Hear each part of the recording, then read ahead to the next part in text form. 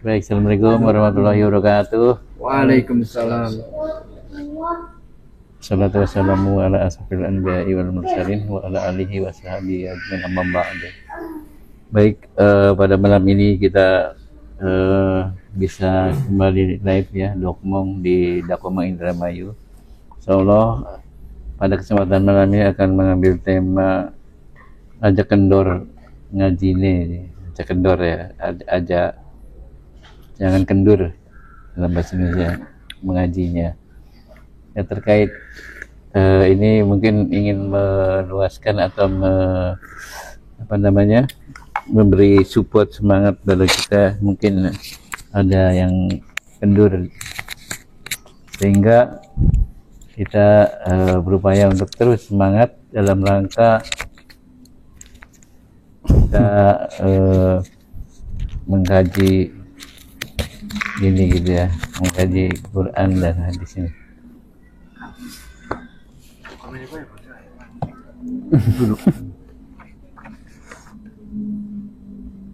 Duduk sini. Jadi insya Allah akan disampaikan Ustadz Hamzah ya, akan memberi pantikan kepada kita pada malam ini insya Allah. Mudah-mudahan kita tetap semangat, karena kita tahu bahwasannya seorang beriman itu diseru oleh Allah, diseru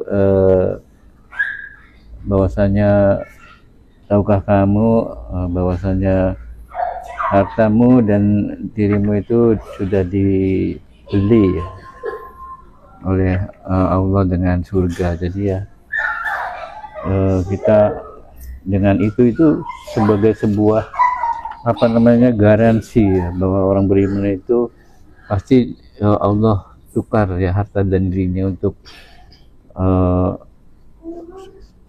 untuk apa yang dilakukannya, yang dikorbankan dengan harta dan dirinya itu dengan surganya Allah. Masya Allah ya. Ya, untuk lebih lanjutnya kita akan mendengarkan pantikannya Ustaz Hamzah Al-Fansuri. Mangga dilanjut. Bismillahirrahmanirrahim. Assalamualaikum warahmatullahi wabarakatuh. Waalaikumsalam warahmatullahi wabarakatuh. Alhamdulillahilladzi hadana li hada wa ma kunna linahtadiya an hadanallah. Rabbi shrah sadri wa yassir li amri wahlul 'uqdatam min lisani yafqahu qawli. Allahumma shalli ala sayyidina Muhammad wa ala ali sayyidina Muhammad. Teman-teman, kita sudah berapa hari ya, mungkin ada yang baru berjumpa kembali nih, rekan kita Kang Ustadz Herman. Jarang berjumpa, dan rekan-rekan yang menyaksikan di online, kita berjumpa kembali. Rekan-rekan sekalian, teman-teman sekalian, kami menyampaikan ini bukan berarti kami terlepas dari dosa ya, bukan terlepas dari salah. Bahkan yang mungkin dilihat ini seakan tidak punya dosa, seakan tidak punya salah, padahal belum tentu ya. Kita itu sebetulnya ya ditutupi oleh Allah kesalahan kita, dosa kita ini.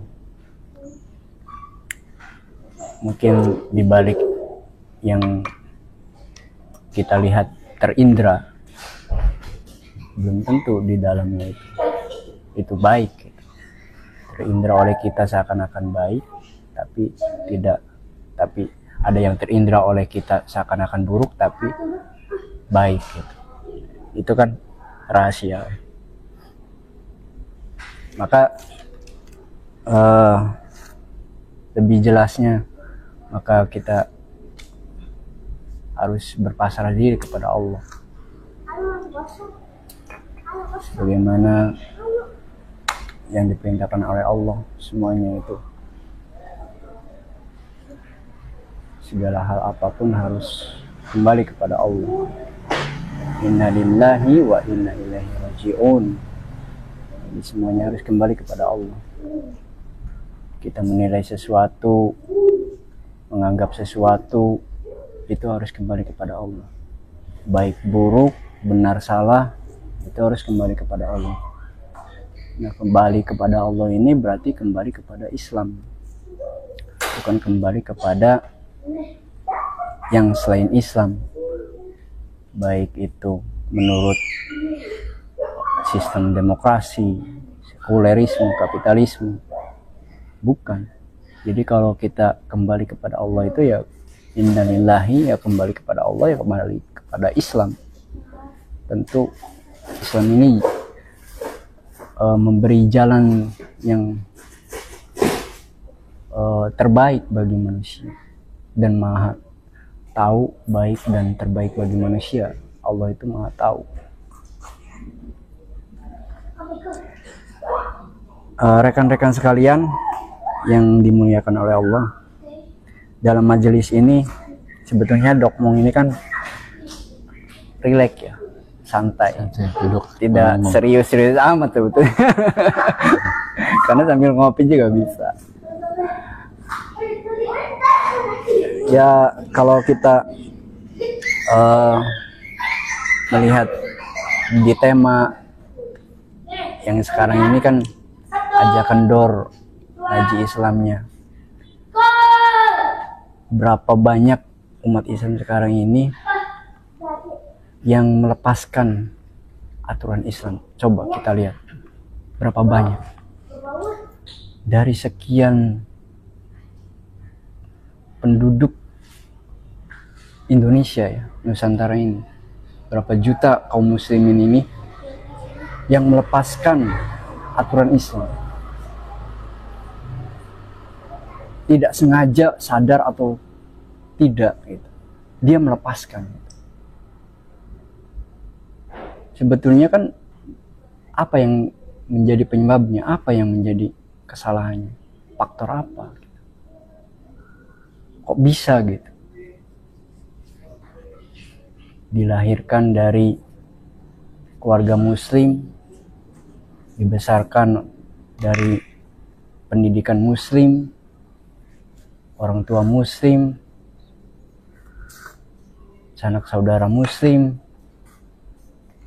tapi pada saat untuk aturan Islamnya itu diabaikan, dilepaskan. Oh tidak, katanya, saya sholat kok. Oh tidak, saya zakat kok. Oh saya tidak, saya umroh. Nah ini masih berpikir bahwa umat Islam sekarang ini kalau kita sudah menjalankan sholat, sudah menjalankan umroh, menjalankan haji, zakat, seakan-akan itu sudah kita ini melaksanakan sudah Islam. Biarlah kalau kita menjalankan riba, katanya, seakan-akan itu bukan ranah Islam, bukan termasuk Islam gitu. Jadi seakan-akan di luar Islam. Udah ajar pakai riba dalam ekonomi. Nah ini kan melepaskan. Udah aja pakai demokrasi dan politik, udah aja pakai sekulerisme, kapitalisme. Nah ini kan melepaskan Islam. Apa yang menjadi penyebabnya? Mungkin disinilah, apakah tidak ada pengajian yang mengarah ke sana? Banyak sebetulnya. Online banyak. Terus bagaimana gitu? Apa tidak ada kebangkitan untuk mengarah kepada Islam yang sesungguhnya? Kalau melihat firman Allah ya, A'udzubillahi minasyaitonirrajim. Alladzina immakannahum fil ardi aqamus sholata wa atuz zakata wa amaru bil ma'rufi wa nahau 'anil munkar walillahi akibatul umur. Shadaqallah. Yaitu orang-orang yang jika kami teguhkan kedudukan mereka di muka bumi, misalnya mereka mendirikan sholat, menunaikan zakat, menyuruh berbuat yang ma'ruf dan mencegah dari perbuatan yang mungkar, dan kepada Allah lah kembali segala urusan. Gue kamera berbalik. Ibnu Abi Hatim meriwayatkan dari Utsman bin Affan radhiyallahu anhu, dia mengatakan mengenai kamilah diturunkan ayat alladzina in makannahum fil ardi aqamus shalah ini,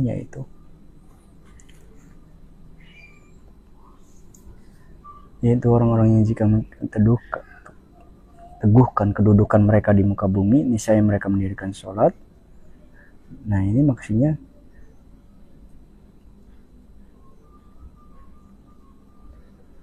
kami diusir dari kampung halaman kami tanpa alasan yang benar kecuali karena kami menyatakan bahwa Rob kami adalah Allah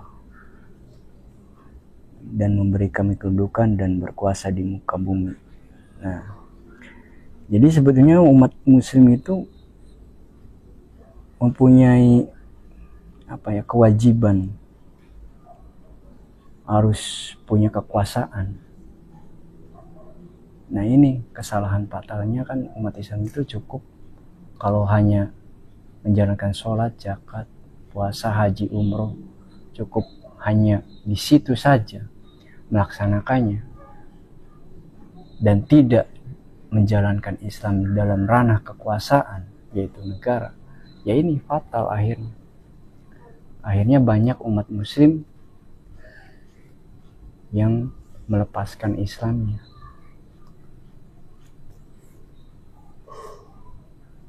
Dari berbagai macam. Kalau melihat situasi sekarang itu ya, Masya Allah, baik anak ke orang tua ke anak, istri ke suami, suami ke istri, Masya Allah ya. Banyak itu terjadi pembunuhan, Masya Allah ya. Ada yang dijual istrinya, anaknya, Masya Allah. Astagfirullah. Iya. Astagfirullahaladzim. Masya Allah. Naudzubillah min dzalik. Ini kan kalau melihat seperti itu kan bukan hal yang biasa ya. Kalau kita sekarang ini kayaknya dianggapnya normalisasi, kayaknya dianggap normal gitu. Padahal itu kan kemungkaran gitu ya. Kemungkaran. Tapi mungkin karena seringnya melihat seperti itu ya, seringnya kemaksiatan itu ditampakkan, seringnya kita melihat ada hal-hal yang menurut Islam itu tidak baik, sekarang ini banyak ditampakkan, tapi oleh kebanyakan umat Islam itu jadi hal-hal yang biasa gitu. Kayak udahlah bukan keluarga kita, udahlah bukan sanak famili kita, jadi hal-hal yang biasa. Jadi yang penting keluarga kita selamat, keluarga kita tidak terkena seperti itu. Nah, itu sekarang ini yang seperti itu jadi terjadi kepada umat Islam itu. Tidak memikirkan bagaimana supaya kita ini selamat semua, masuk surga semua. Tidak ada untuk ke sana. Seakan-akan kalau ada kejadian seperti itu kan bahkan miris sekali ya, kita ini dipiralkan dulu baru di justice, dihukum gitu. Tidak ada viral, tidak dihukum, kan miris gitu ya. Bahkan itu banyak yang tidak viral dan tidak dihukumi. Masya Allah. Astagfirullah. Ini kan parah ya. Kejadian seperti ini kan bukan harus kita normalisasi, bukan. Ini tuh harus ada kebangkitan. Bagaimana umat ini kok seperti ini terus, dinistakan terus, ditindas terus, terhina terus gitu, umat ini. Kenapa kok umat Islam ini seperti ini terus gitu? Saling memperebutkan kekuasaan dengan cara yang tidak baik, memperebutkan harta, memperebutkan jabatan dengan cara tidak baik. Bahkan hal-hal yang sepele, kadang ada hal sepele ya. Mungkin kalau bahasa sekarang itu kadang ada yang di masyarakat itu hal yang biasa ya, bahasa binatang. Ada yang tidak terima Ada juga yang seperti itu akhirnya membunuh. Wah, mulutmu harimaumu. Nah ini kan, padahal kalau kita lihat, Masya Allah, peran negara itu tidak ada di sana. Gitu. Adanya tuh pada saat kalau sudah ketangkep pelakunya, baru diurusin oleh negara gitu. Dikasih makan, dikasih minum gratis, semuanya di penjara gitu. Tapi tidak dicegah untuk ke sana gitu, supaya tidak melakukan seperti itu bagaimana oleh negara itu. Nah inilah butuh umat Islam itu punya kekuasaan tuh di sini. Marilah kita ini bangkit umat Islam itu. Ya bagaimana gitu caranya agar bangkit ini bersatu ini. Ya mungkin kita bisa sharing bareng-bareng. Ya terima kasih. Assalamualaikum warahmatullahi wabarakatuh. Waalaikumsalam warahmatullahi wabarakatuh. Baik, itu tadi antikannya Ustaz Hamzah ya, bahwasanya sebenarnya yang menjadi fokus dari judul tadi kan sebenarnya ngaji aja kendor, ngaji Islamnya aja kendor, artinya tadinya bahwasanya adalah menyemangati untuk supaya jangan kendor ya, harus tetap optimis dan semangat. Akan tetapi ternyata fokusnya berpindah kepada satu keadaan di mana apatisme masyarakat pada hari ini ya, kemudian tidak mau berkecimpung atau mau terjun di dalam dunia Islam yang sesungguhnya gitu ya, karena merasa cukup dengan sistem yang ada dan merasa nyaman dengan sistem yang ada, walaupun sistem ini begitu banyak terjadi ketimpangan dan yang tidak adil terhadap rakyatnya ya, pada umatnya. Dan itu semua adalah buah daripada penerapan sistem yang tidak fitrah gitu ya. Sesungguhnya fitrah manusia itu adalah sistemnya adalah sistem Islam yang dibawakan Nabi Muhammad ya. Bagaimana di dalam sebuah itu definisi bahwa Islam itu adalah agama yang diturunkan oleh Allah kepada Nabi Muhammad untuk mengatur urusan antara manusia dengan Tuhannya, manusia dengan sesama manusia, dan manusia atas dirinya gitu ya. Dirinya itu diatur juga. Jadi ternyata keadaan ini tidak bisa berjalan karena sistem yang ada adalah bukan sistem yang fitrah gitu ya. Baik, untuk selanjutnya silahkan kepada teman-teman untuk bisa sharing terhadap apa yang tadi disampaikan Kang Hamzah ya. Ustaz Hamzah silakan.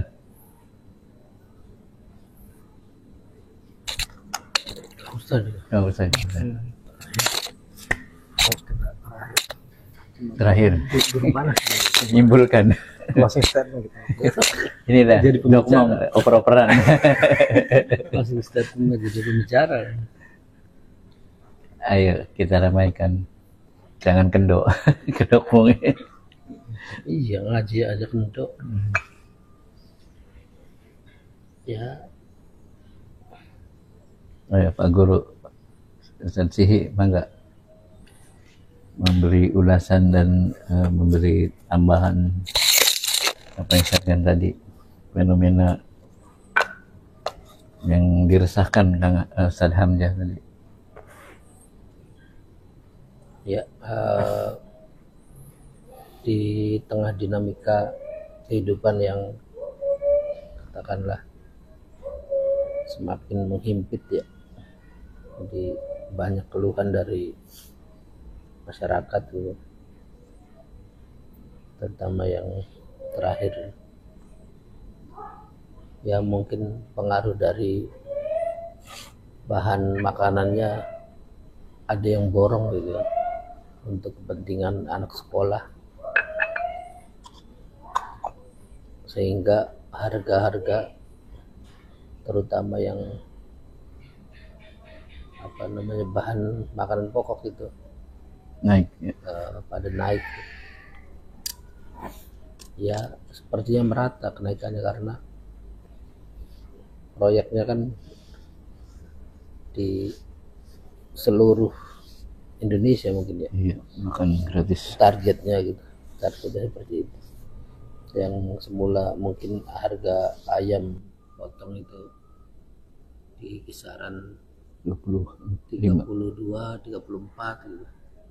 Sekarang itu bisa sampai 38. Beda 4.000 tuh gede.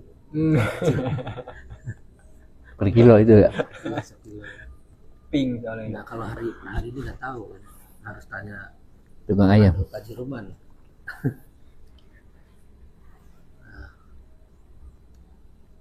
Sehingga nanti efeknya di ketika dijual kembali kan, itu kan bahan mentah kan ya, ketika sudah dijual kembali setelah dimasak mungkin ya, itu harganya kan naik gitu. Kalau harganya naik ya nggak laku, belinya berkurang. Ayam bakar 50.000. Berapa? Panggang. Di mana? Di sana di Sukra. Dulunya 36.000 kan? Oh, yang di patrol itu. Oh yang di patrol ya. Sudah nggak ada. Wah, udah nggak ada. Ya, jadi Ayam pitik. untuk apa namanya, ya paling kalau tukang jual yang makanan itu ya diperkecil volumenya paling strateginya. Iya. Jadi yang tadinya pahanya gede-gede harganya 15.000 misalnya, jadi diperkecil, nyarinya yang Timbangannya kecil. 1 kilonya isinya size-nya lebih banyak gitu. Seperti itu. Jadi memang berpengaruh sih adanya MBG itu terhadap harga bahan pokok ya.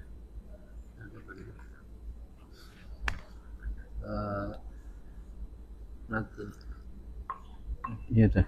top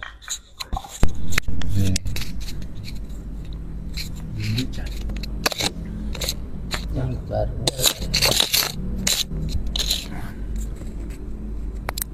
ya.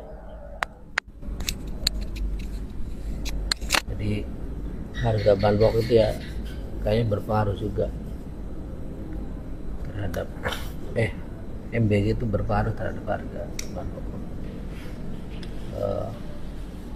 Di sisi lain yang secara global ya mungkin dipicu oleh diborongnya emas oleh pemerintah Cina ya. Sekarang harga antam itu naik terus, harga emas tuh, logam mulia tuh naik terus. Kemarin naik 35.000 gitu. Sekarang naik berapa ribu, terus lagi naik terus harganya. Yang dulu itu saya masih ingat belum lama ya, di tahun 2014 atau 2000 berapa gitu, harganya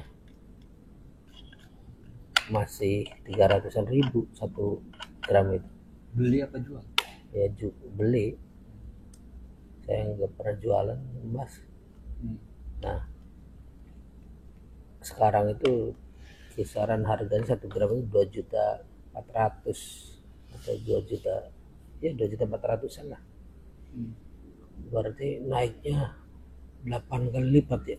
8 kali lipat dalam jangka waktu 10 tahun, naiknya 8 kali lipat. Walaupun tidak bisa kita investasi emas, itu nggak bisa, paling ya mempertahankan harta saja kan, karena emas kan nanti perbandingannya dengan barang lagi. Nah di sisi lain itu ya, di sisi lokalnya seperti itu, seperti ada borongan bahan pokok lagi, sehingga menyebabkan harga naik gitu kan. Harga naik ya karena stoknya menipis kan, tapi yang permintaannya masih banyak gitu. Sehingga harganya yang naik. Kalau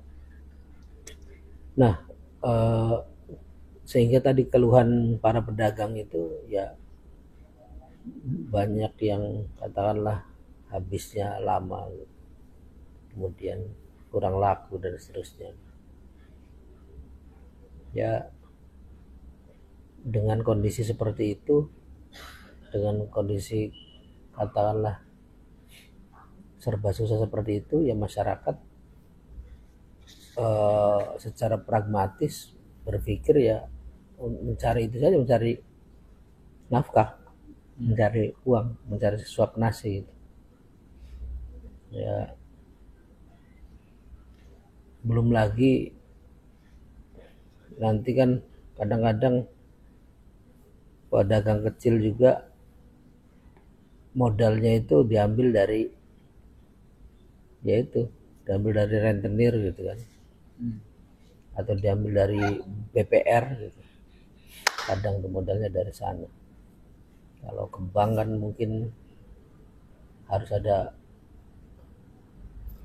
jaminan ya. Mungkin yang lebih mudah itu ya di rentenir itu. Sama koperasi juga nggak ada ya, nggak perlu jamin untuk koperasi Pak ya. Mungkin ada usahanya gitu ya, ada usahanya, kemudian ada KTP, kemudian ketika disurvei, surveyornya disogok gitu kan. Sehingga diberikan kredit.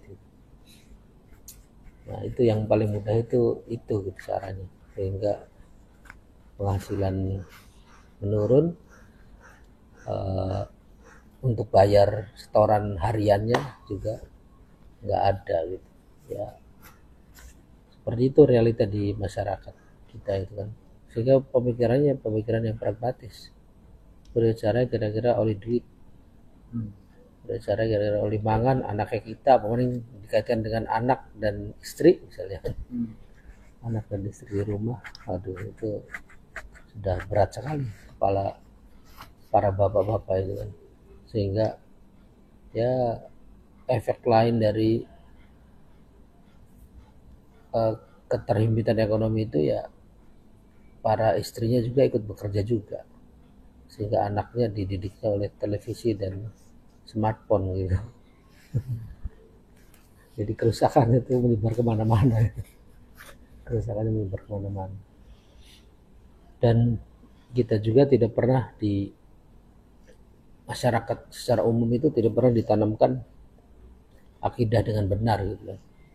Akidah yang ditanamkan itu akidah yang turunan. Terus Islam, pokoknya Islam benar kan sama keluarga aja ya, pemerintah tidak mendidik. Ya kalaupun mendidik ya sebatas teoritis saja, teoritis, dan waktunya pun tidak banyak, hanya 2 jam pelajaran dari total 48 jam per pekan ya, per minggu. Jadi sedikit ininya porsinya ditanamkannya dogma, akidahnya secara dogma gitu, secara bukan lahir dari pemikiran gitu, akidahnya bukan lahir dari pemahaman dia melihat, mengindra alam semesta, mengindra kehidupan, mengindra manusia gitu. Sehingga ya jangankan untuk ngaji gitu kan, untuk sholat saja harus bersusah payah itu. Untuk sholat saja harus bersusah payah memotivasi mereka gitu kan. Padahal kalau misalnya dalam Islam itu kan orang yang nggak sholat kemudian ditakzir itu, kemudian ada contoh yang ditakzirnya, ada contoh yang dihukumnya gitu, diberikan sanksinya, ya wis pada UDKB ngomong pada UDKB akhirnya berangkat sholat. Ini musola segini ini, walaupun terlihat luas seperti ini, ya ini kurang untuk memenuhi satu perumahan ini. Coba aja berapa kakak di perumahan ini? Ya, hitungnya ada 100 rumah. 100 rumah yang ditempati semua itu. Yang ada yang kosong ada. 80 misalnya ya. Iya. 80 rumah. Suami 80 rumah misalnya dikali 3 lah. Dikali 3, 80 kali 3. 240 gitu. 240 ya penuh di sini harusnya. Luber. Ya, sholat gitu kan. Belum anak-anaknya. Iya Pak, anak-anak itu udah menghitung anak itu. 3, anaknya 1 tapi. Anak 2. Nah, itu harusnya ya seperti itu gambarannya. Ketika mereka takut dikatakan tidak sholat ataupun disaksikan oleh orang-orang tidak sholat, ya mereka takutnya kalau yang secara langsung dan secara yang terindra itu ya takut untuk disanksi, takut untuk diberikan hukuman oleh pemerintah gitu. Ya, jangan khawatir kalau yang Kristen atau yang kafir ya nggak bakal dihukum kan, karena belum masuk Islam, karena mereka ya dijamin masuk neraka lah. Dijamin neraka. Tanpa hisab. Iya, tanpa hisab lah. Ngapain dihisab-hisab? Paling Allah itu menunjukkan saja, menunjukkan ini amal kamu ketika di dunia, tapi ya amalnya itu dinyatakan di dalam sebuah ayat Al-Quran itu yang maknanya ya seperti fata morgana. Masih mengatakan tanpa hisab. Seperti fata morgana. Seperti itu. Jadi memang sangat berat sekali untuk ngaji, itu sangat berat. Sangat berat. Apalagi mereka rata-rata tidak memahami tadi akidah ya. Sudah tidak mungkin akidah secara rukun iman gitu kan. Pemahaman mereka tentang rezeki, pemahaman mereka tentang ajal, pemahaman mereka tentang kewajiban berdakwah itu ya tidak ada. Tidak ada. nggak ada semuanya. Kalaupun mereka atau masyarakat awam itu memahami rezeki, rezeki mau usah sing nentukaken ya rezeki urusan Gusti Allah. Itu banyak terungkap, itu banyak terucap dari masyarakat itu. Saya paham gitu ya. Iya, harusnya ungkapan itu ungkapan kepahaman. Ternyata tidak gitu. Hanya di mulut. Ternyata tidak. Ketika Servis. contohnya ketika ngurus-ngurus apa ya, ngurus SIM misalnya. Ngurus SIM itu lebih baik nyogok daripada ikut tes gitu kan. Nah, itu kan salah satu ketidakpercayaan mereka terhadap rezeki. Itu Allah yang menentukan gitu kan. Rezeki itu Allah yang menentukan. Kalau misalnya atau yang lebih ini lah, lebih langsung gitu. Ngurus kenaikan pangkat misalnya, ngurus kenaikan golongan pangkat. Dia merasa sudah sudah berusaha tapi nggak naik gitu, padahal syarat-syaratnya sudah terpenuhi. Kemudian nyogok gitu. Nyogok dengan naiknya golongan pangkat itu kan naik juga gajinya misalnya. Dia nggak percaya bahwa kalau tidak nyogok itu tidak dapat rezeki gitu. Kalau nggak nyogok itu pasti dapat rezeki gitu maksudnya. Dia tidak percaya itu secara fakta, masih secara realnya ya, secara kehidupan dia di dunianya gitu. Secara ini mah itikadi ataupun di hatinya mah yakin saya itu rezeki itu dari Allah gitu. Tapi secara fakta ya dia nyogok, artinya dia takut bahwa kalau tidak nyogok itu tidak dapat rezeki. Tidak dapat rezeki. Mungkin ya Allah itu mudah saja ya. Misalnya rezekinya ditambah, misalnya sudah naik, bulan pangkatnya naik. Ternyata kebutuhannya bertambah. Atau misalnya anaknya lara lah, anaknya sakit sehingga harus ke rumah sakit bayar gitu kan. Atau membeli makanan atau membeli obat yang dibutuhkan gitu kan. Sehingga ya ini lagi sama aja seperti sebelumnya gitu. Nggak ada penambahan. Iya. Ada penambahan berita. Namanya diiming-imingi dengan bisa kredit 100 juta gitu kan. Dia mikirnya wah bisa untuk beli mobil atau bisa untuk beli tanah gitu. Ya digadaikan itunya atau apa namanya, dijadikan board ya, dijadikan SK. iya SK-nya itu dijadikan board Sekolah dia. ke bank itu untuk mendapatkan 100 juta atau 200 juta untuk membeli mobil. 100 juta mah mobilnya second ya. 200 200 bukan. mungkin. 200 atau 300 mungkin ya. Tawaran tuh Oh, DP mungkin ya. BJB tuh Iya. nawarin 200 200 juta. 225. Itu kan Jadi durung oli mobil ya. menggiurkan. Oh, DP doang. Ya kan Mobil bisa jadi beli tanah gambaran nganggo investasi ke depan ya, atau kan bukan investasi ya, komoditi ya. Eh gitu, tergiur dengan hal seperti itu akhirnya ya uslah sunya bela aja anu riba ataupun ngambil riba gitu kan. Kalau makanan mah udah oli-oli, Lamun orang makanan mah orang ada duit. terus atau ngambil kredit gitu kan. Kan kader tuku mobil murah aja mung Nyicil. 5 juta sebulan mobil. Lamun orang mukon-mukon banget orang kumpul-kumpul. Nah, itu hal-hal seperti itu tuh Diwajarkan. secara ini di masyarakat ya mereka mengakui bahwa rezeki dari Allah yang menentukan, tetapi faktanya dia melakukan hal-hal yang tidak sesuai dengan apa yang dia yakini, dan itu adalah hal yang biasa terjadi di masyarakat. Rata-rata katakanlah di sini tunjuk saja salah satu rumah pasti melakukan hal-hal seperti itu. Melakukan hal-hal seperti itu. Artinya keyakinan terhadap apa yang harus diyakini oleh orang Islam, keyakinan terhadap rezeki, keyakinan terhadap ajal gitu. Wedi je misalnya melakukan amar ma'ruf nahi mungkar atau ngaji, melu ngaji, engkoe buatan dipateni, buatan ditembak ning Petrus dulu ya. Penembak misterius ya. Zamannya Soeharto.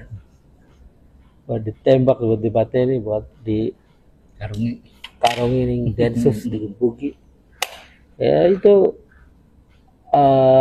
mereka tahu bahwa ajal itu hak gitu kan, pasti atau benar adanya, tapi tidak yakin ketika mereka mengaplikasikan di kehidupan sehari-harinya. Ya karena memang kehidupan sehari-harinya tadi sangat jauh dari ideal. Untuk memenuhi kebutuhan pokoknya saja ya harus banting tulang siang malam gitu kan. Tidak hanya siang tapi malam juga harus bekerja gitu. Dan itu nge-live terus. iya lah terus joget-joget di TikTok Turunnya kapan? sampai melakukan hal-hal yang Maksiat. membahayakan gitu kan, membahayakan diri sendiri atau maksiat gitu, untuk mendapatkan rezeki gitu kan, untuk mendapatkan rezeki yang haram gitu, untuk agar mereka misalnya ya tadi mendapatkan kemewahan dan seterusnya. Ya sangat sulit gitu, untuk mengajak masyarakat untuk ngaji, mengajak masyarakat untuk menuntut ilmu itu ya sulit. Kalaupun mereka ikut ngaji pun cari pengajiannya yang bikin adem gitu. Bikin adem itu definisinya ya Orang tidak menyinggung politik gitu kan, orang ganggu dia. tidak mengganggu kehidupan dia. Bahas masalah sholat, zakat, puasa, Pahala. terus penyucian hati. Adem. Bukan berarti kita menegasikan itu adalah ajaran Islam gitu ya. Itu ajaran Islam semuanya. Tapi belum semuanya, sebagian kecil dari ajaran Islam saja. Dan bukan berarti juga kita di sini adalah orang-orang yang melakukan semuanya ataupun sempurna, bukan gitu.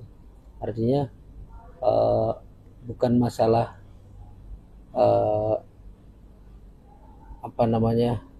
merasa paling benar, bukan, tapi kita berusaha untuk menjadi benar gitu. Berusaha untuk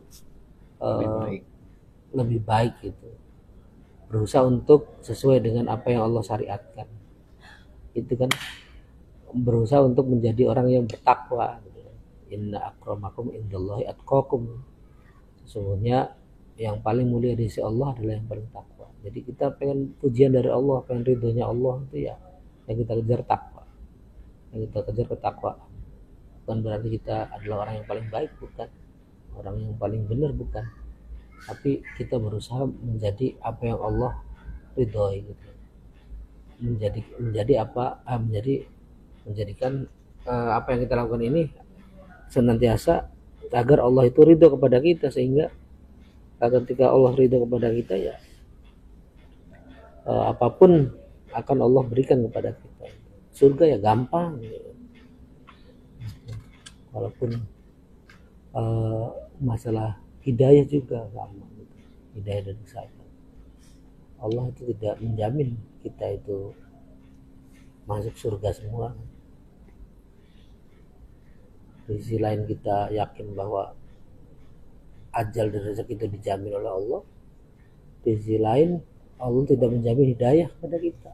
Yang kita kejar malah rezeki, bukan hidayah, bukan ketaatan. Tapi nggak apa-apa maksiat juga untuk mendapatkan rezeki. Padahal rezeki sudah pasti dan hidayah tidak dipastikan. Bahkan paman Nabi saja kan sampai dengan meninggalnya, walaupun sudah didoakan oleh Nabi, saya meninggalnya dalam kondisi tidak masuk Islam. Dan bukan berarti coach ya, paman Nabi juga orang jamin, apapun kita bukan seperti itu gitu. Kita-kitaan itu ya sudah ada petunjuk, ya sudah ada irsyad wal bayan kan, sudah ada kitab dan sudah ada Rasul yang menunjukkan ini benar, itu seperti ini gitu kan. Kita tinggal mempelajari. Nah itu kan ngaji ini, dengan ngaji itu kan kita mempelajari yang benar itu yang seperti apa, ya diperoleh dari ngaji. Yang salah itu yang seperti apa, yang salah kita jauhi, yang benar kita jalankan. Barangkali itu, Allah a'lam. Ya, baik, itu tadi Pak Gursi ya memaparkan pendalaman yang cukup luas, sehingga kita insya Allah akan terinspirasi untuk lebih baik, untuk lebih berkualitas sebagai seorang beriman, sehingga kita perhatikan fakta-fakta orang pada hari ini, kita bercermin sehingga kita tidak seperti itu gitu. Kita harus lebih baik gitu ya. Dan bagaimana menyadarkan mereka itu, ya sudah, ya menjadi tugas kita untuk dengan media yang paling mengena kepada mereka adalah ya media yang di handphone itu, di genggamannya gitu ya.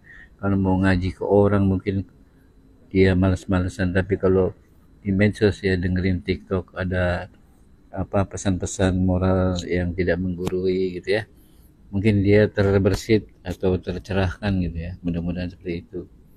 Jadi kita berupaya dari jalan mana saja ya, sebagai seorang muslim yang mempunyai tanggung jawab ya, untuk membawa mereka pada keimanan gitu ya. Maka sesungguhnya jalan-jalan itu terbuka gitu ya. Ya tidak bisa langsung ya kita lewat media sosial gitu ya. Kalau sulit ya mengajak, ya ajaklah dengan apa yang digenggamannya itu selalu dibawa gitu ya. Suatu saat mungkin sampai juga message kita di dalamnya gitu ya. Mungkin itu aja. Silakan yang lainnya. Kang Irman, coba tuh. Pelaku ekonomi pedagang ini, bagaimana? Apa benar nggak ekonomi mikro terhadap efek MBG terhadap harga-harga? Praktisi. Coba bisa disampaikan faktanya gitu, seperti apa? Kalau saya mah di sini bertanya aja lah ya pada pembicara gitu, bagaimana kisi-kisi kita supaya tidak kendor gitu untuk mengkaji Islam itu. Yang kedua, bagaimana juga secara kacamata Islam, kan tadi dijelasin setiap ada permasalahan itu kita kembali kepada Islam gitu kan, kepada aturan Allah, syariat Allah itu bagaimana pengaplikasiannya. Jadi dua pertanyaan itu aja Pak Ustadz. Yang pertama tadi kisi-kisi supaya tidak kendor untuk mengkaji Islam. Yang kedua, bagaimana kemudian pengaplikasian terhadap hukum-hukum Islam dengan banyaknya problematika hidup sekarang ini. Kan tadi kembali kepada Islam ya, kembali kepada Allah ya, tentu kembali kepada Al-Quran dan Sunnah. Ya demikian saja. Assalamualaikum warahmatullahi wabarakatuh. Waalaikumsalam warahmatullahi wabarakatuh. Ayo dijawab. Iya kan? Apa? Kisi-kisinya apa? Intisari tadi dari Mengenai pertanyaan pertama, supaya tidak kendor ya. Kalau untuk individual ya, tentu kalau individual itu punya keluarga, masih ada keluarga, berarti berawal dari keluarga ya. Kalau dia sudah berkeluarga berarti dari apa,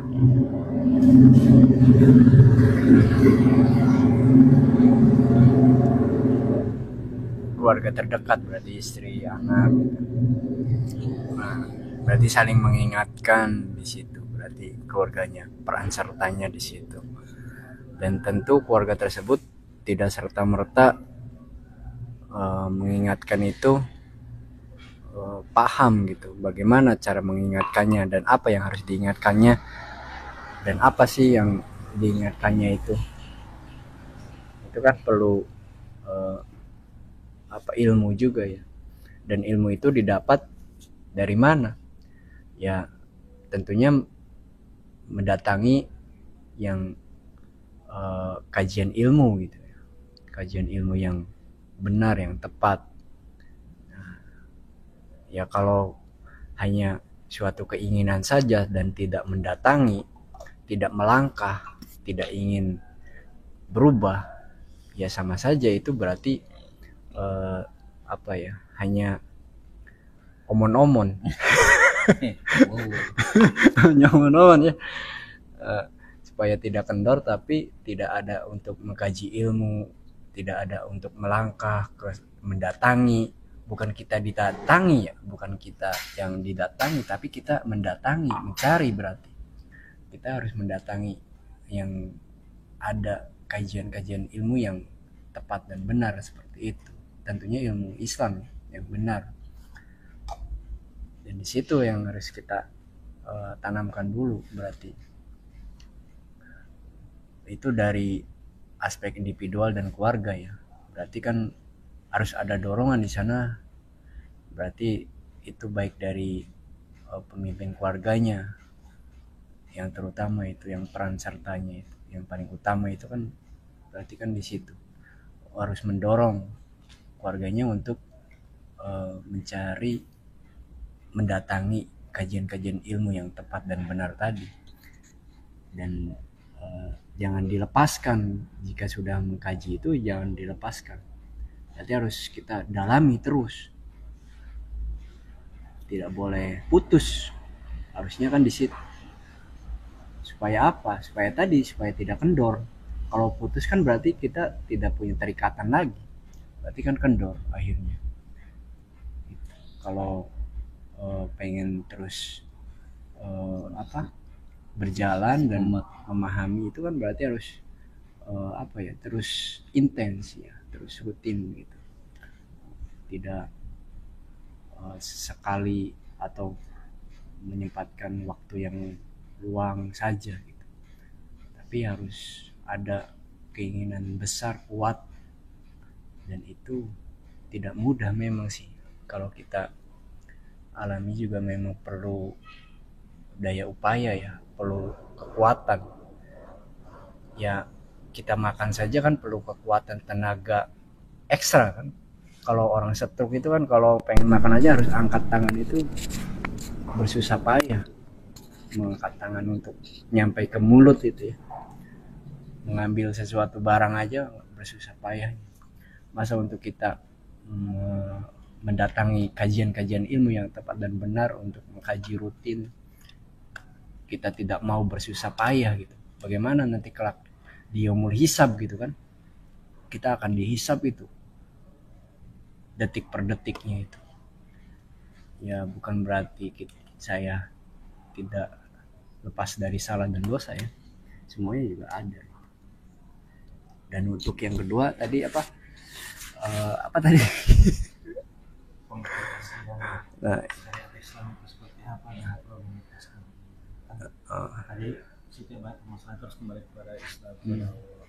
Bagaimana beraplikasi untuk syariat Islam yang untuk bisa dijalankan dalam ranah individual ya mungkin kita sehari-hari juga bisa ya sholat gitu 5 waktu bagi yang tidak berhalangan seperti perempuan itu kan beda ya. Kalau muslimah itu bisa di rumah gitu ya. Kalau ada halangan juga tidak sholat juga itu sudah diharuskan jangan sholat gitu, wajib tidak sholat kalau ada halangan datang bulan gitu. Kecuali muslim ya, kecuali muslim itu ikhwannya itu ya harus baik munfarid sendirian ataupun berjamaah gitu kan, itu kan wajib gitu. Kalau untuk kewajiban syariat Islam yang bisa dilakukan oleh individual ya, nah, itu kan syariat Islam yang bisa dilakukan oleh sendiri-sendiri gitu bisa. Tapi syariat yang sekarang belum terlaksana itu kan banyak muamalah kita yang tadi sudah dijelaskan panjang lebar oleh keadaan masyarakat kita ini, seperti oleh Pak Guru Sihi, Pak Ustadz Sihi ya, Pak Teguh, Pak Ustadz Teguh. Itu yang banyak belum direalisasikan oleh negara kita ini. Itu syariat Islam juga yang memberikan kemakmuran, itu kan syariat Islam. Mengelola sumber daya kekayaan alam dengan Islam, itu kan syariat Islam juga. Bagaimana gitu agar bisa distribusi kepada masyarakat luas yang belum terkena gitu dari hasil kekayaan alam ini gitu yang melimpah ruah ini gitu. Itu kan syariat Islam juga sebetulnya di situ. Nah, itu syariat Islam yang hanya bisa dilakukan oleh negara, sedangkan negara kita ini kan tidak menerapkan syariat Islam, padahal pemimpin kita muslim gitu kan. Mereka sholat, mereka zakat. Nah, ini yang kekurangannya, padahal di dalam perintah Allah tadi yang saya bacakan tadi, yang awal tadi itu di surat Al-Hajj ayat 41 itu, bila mana seorang muslim udah menduduki sesuatu kekuasaan, itu harusnya menjalankan ini, amar ma'ruf nahi munkar. Dan kemungkaran itu kan sekarang harus dicegah sebetulnya.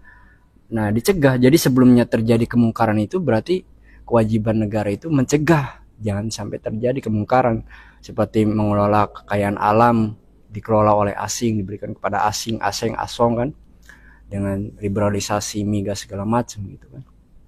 Itu kan kemungkaran gitu, dan itu harusnya dicegah oleh negara, dan itu akan menjadi rakyat makmur kalau itu dikelola oleh negara, hasilnya diperuntukkan oleh distribusi kepada rakyat umum gitu. Nah, itu kalau syariat Islam yang dalam hal yang bisa dilakukan oleh kekuasaan, oleh negara gitu. Begitu sih sebetulnya. Mungkin ada tambahan sanggahan, silakan. Ya, silakan tambahin.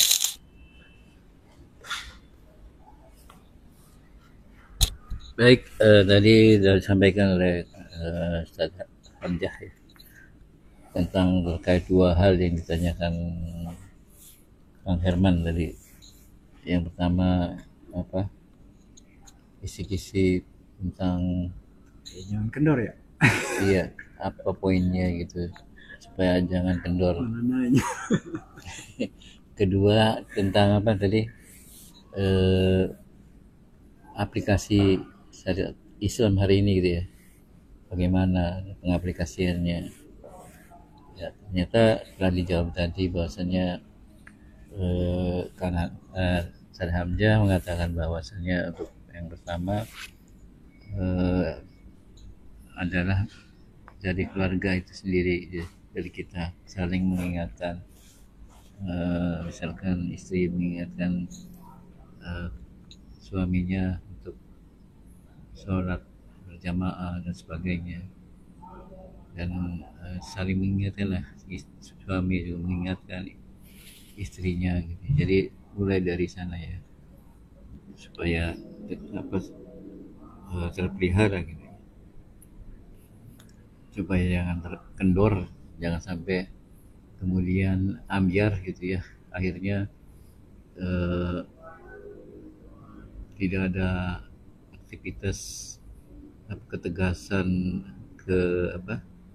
di dalam mengimani ya Islam, atau dalam menjalankan ajaran Islam itu ya paduana ya, padu menjalankan saja gitu ya, bahaya gitu kalau sudah jadi masing-masing gitu ya, nggak mengingatkan, nah itu sudah sangat kendor gitu.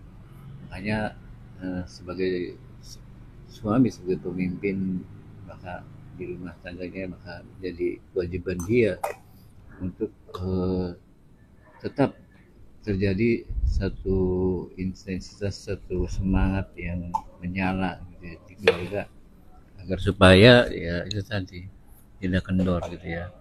Jadi tanggung jawab suami ya sebagai pemimpin di keluarganya menjadi tanggung jawab yang berat, yang besar, sehingga dia harus menyalakan terus semangat keluarganya gitu ya, supaya murub terus ya terhadap ajaran Islam, terhadap semangat mengkaji, mengaji. Makanya itu menjadi tanggung jawab besar kita gitu, sebagai seorang suami, agar supaya ya tadi semuanya terukur dan terjaga ya, bahwasanya keluarga kita, anak kita itu dalam koridor yang benar gitu ya, dalam ajaran Islam. Baik, ada tambahan silakan. Ada? Ya baik. Ada, kalau gitu closing statement aja. Menutup.